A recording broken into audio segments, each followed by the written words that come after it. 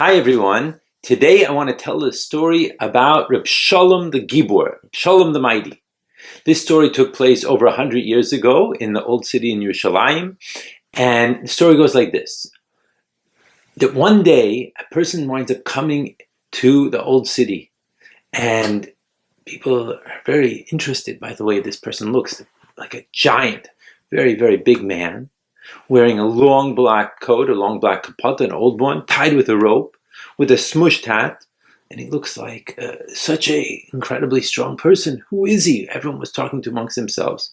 He was walking down the street in Yehudim Street, the Jewish street in Yerushalayim, and he stopped by a store and he asked, "Can I help you with carrying some things?" Now at that time there were like big burlap sacks of rice and flour and all different things that needed to be moved around in each of the stores. So he looks at him and he says, but he looked at him with such a sweet voice. He said, "Sure. Can you move one thing to one side to the other, one bag to the other side?" He said, "Sure, I'll do that." And sure enough, he did that, and it was all perfect and very nice. And he said, "Thank you very much." He took his fee for the day. And this is what happened. He wound up going from store to store. By Mariv time, everyone was talking about who is this peaceful giant that came to their presence, that said he called himself Shalom. So this Reb Shalom wound up making a very big impression on the Jews of Yerushalayim. He was a very special person. No one really knew too much about him because he didn't really share with anyone.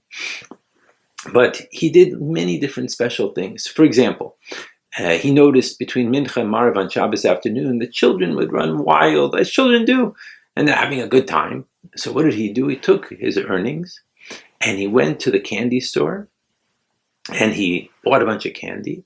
And the next Mincha on Shabbos afternoon, he told one of the kids, "If you'll gather a bunch of your friends around, I'm going to give you all different types of treats and sweets." So they said, "Okay, sure." So they brought all these kids into a room. And he said, "But before we do that, let's start by saying Tehillim." And so the boys rang out with Tehillim, and he started giving them sweets. And this started the first Shabbos parties in Jerusalem many, many years ago. Anyway, this is the type of person he was, a very, very unique individual. Well, after Beryl the Walker passed away, he asked in his will that Reb Shalom should take over his job. Now, what was this job?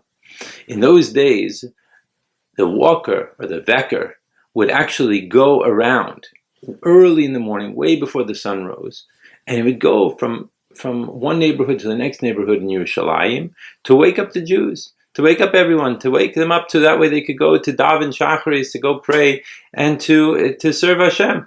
And this was a very special thing that happened day in, day out. So Reb Shalom started to do this. He would walk around and go from neighborhood to neighborhood, start in the old city, and he would go to Meisharim and et cetera, to all the different places around. And sometimes the Arab guardsmen would walk with him, and they would talk, and this was a daily event.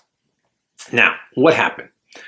One time, there was a Jew who had gone against Yiddishkeit, against Judaism, and he was sort of making fun of everything. And he took a bucket of dirty water. And as Shalom was coming around, he threw the bucket in Shalom's face.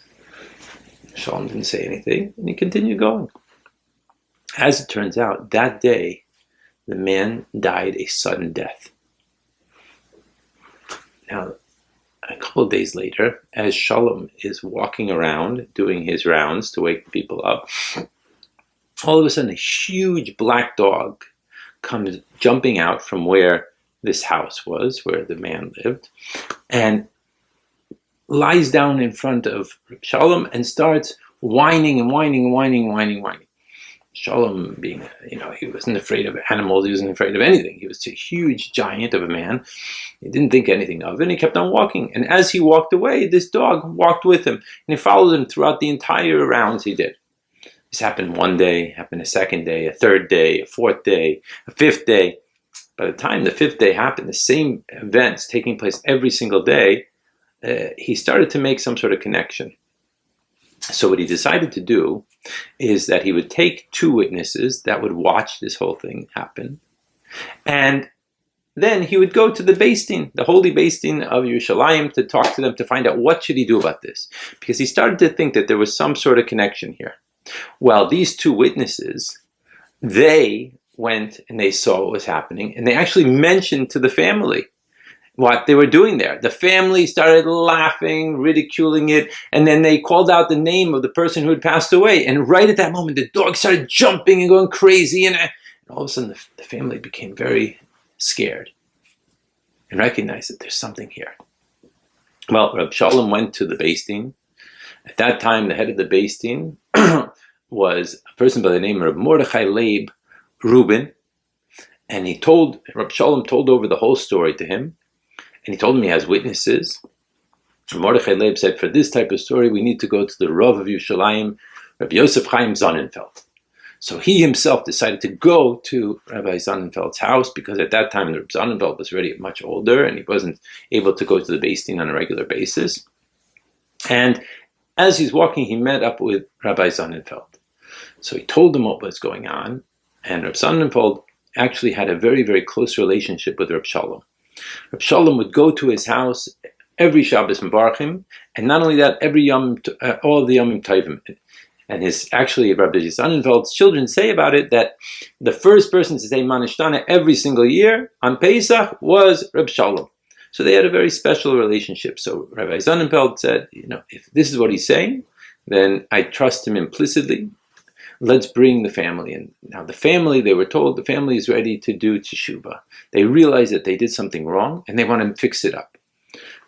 So Rabbi Sonenfeld came back to the Bais Din. As he walked into the room, of course, everyone rose and waited for him to be seated, and then everyone sat down. They called in the family, the sons of this man, and the Rabbi Sonenfeld had already told over to Reb Mordechai Leib Reuben what to say. So Reb Mordechai Leib said, in the name of the holy Bais Din of Yerushalayim, this is what we're going to decree, and we're going to absolve your father of the sins. Since your father was trying to quiet the sounds of the Jewish people davening to Hashem and learning Torah, what we're going to decree upon you is that you are going to, from now on, there are many different shuls and batei medrashes all around Yerushalayim that people stay up all night learning Torah. From now on, you are going to bring for them hot drinks, and in the wintertime, firewood to keep them warm. And with this, it will absolve the sin of your fathers. Do you take it upon yourself? And in fact, they said they're going to take it upon themselves to do this. And we actually have in the story that even to this day, descendants of this family still bring coffee and tea to the different shuls and different yeshivas throughout Yerushalayim. The people should be able to stay up in the nighttime learning Torah.